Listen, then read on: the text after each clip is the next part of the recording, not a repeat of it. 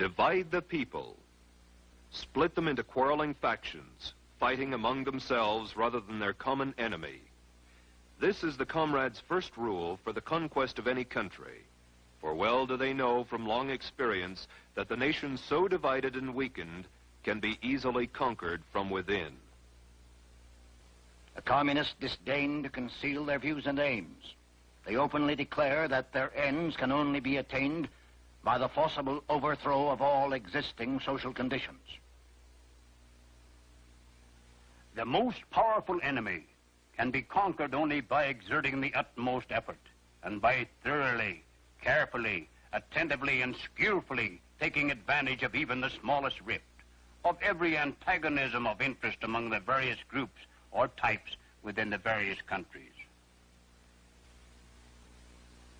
With phase one, that of dividing the population, completed, the revolutionists were ready to move into phase two of the communist blueprint for takeover. Create the appearance of popular support. In every country now part of the Red Slave Empire, the actual number of Communist Party members at the time of takeover has been less than 1% of the total population. As Lenin phrased it, communism must be built with non-communist hands. By cleverly beguiling thousands of well-intentioned people into unwittingly supporting the revolutionary program, the dedicated 1% can trick the 99% into surrendering their birthright. This they do by hiding the true communist objectives behind appealing slogans and pretended humanitarian goals. As Stalin explained, the revolutionary accepts reform in order to use it as a cover for his illegal work. After the communists have found some issue or point of difference upon which they can divide the people, get them fighting among themselves rather than their common enemy, the next step is to create the appearance of popular support for the communists' war of national liberation. They have been devastatingly successful thus far. Yet in one country after another, there have been alert, informed individuals who saw the signs, recognized the patterns of conquest, and raised their voices to warn the people. Against just such a contingency, the communists developed the third phase of their blueprint for world domination: neutralize the opposition. We can and must write in a language which sows among the masses hate, revulsion, and scorn toward those who disagree with us. A Communist Party directive issued in 1943 reads, members and front organizations must continually embarrass, discredit, and degrade our critics. When obstructionists become too irritating, label them as fascist or Nazi or anti-Semitic. Constantly associate those who oppose us with those names which already have a bad smell. The association will, after enough repetition, become fact in the public mind. The next step in the communist strategy is the most easily recognized, for it consists of the tactic of getting masses into motion, and thus precipitating mob violence. Master psychologists that they are, the communists know that once the masses are in the streets, it's not too difficult to convert an orderly demonstration into a full-scale riot. They know, too, that when rioting occurs, police and military forces of the government must move to restore law and order, and thus they have the first visible signs of revolution. Riots, demonstrations, street battles, detachments of a revolutionary army. Such are the stages in the development of the popular uprising.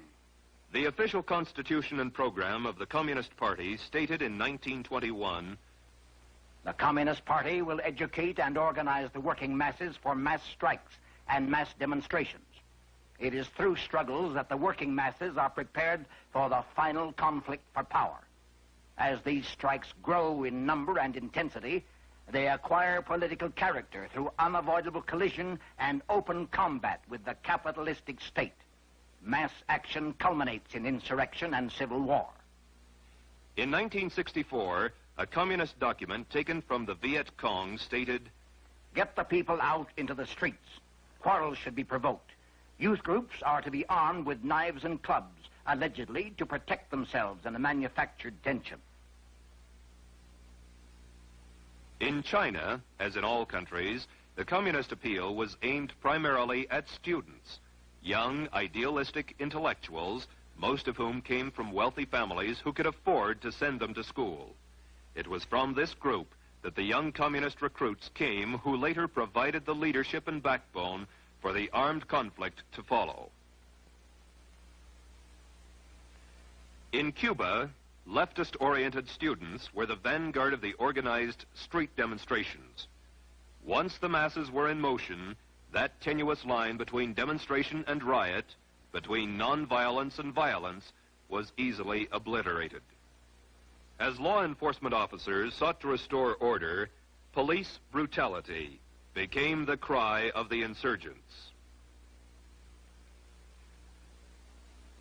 The invariable charges of police brutality were hurled as efforts were made to maintain law and order. When marches and demonstrations turn into riots in any country slated for takeover, the communists are then ready to implement the final stage of their blueprint for conquest. It takes only a handful of armed opportunists, criminals and savages to create the semblance of revolution. Only insurrection can guarantee the victory of the revolution. The purpose of insurrection must be not only the complete destruction or removal of all local authorities and the replacement by new, but also the expulsion of the landlords and the seizure of their lands. And so it has been, with but minor variations in one country after another. Divide the people. Create the appearance of popular support. Neutralize the opposition. Precipitate mob violence. Create the semblance of a revolution. An accurate summary of Lenin's strategy for the conquest of the world is as follows. First, we will take Eastern Europe. Next, the masses of Asia. Then we shall encircle the last bastion of capitalism, the United States of America. We will not have to attack. It will fall like overripe fruit into our hands.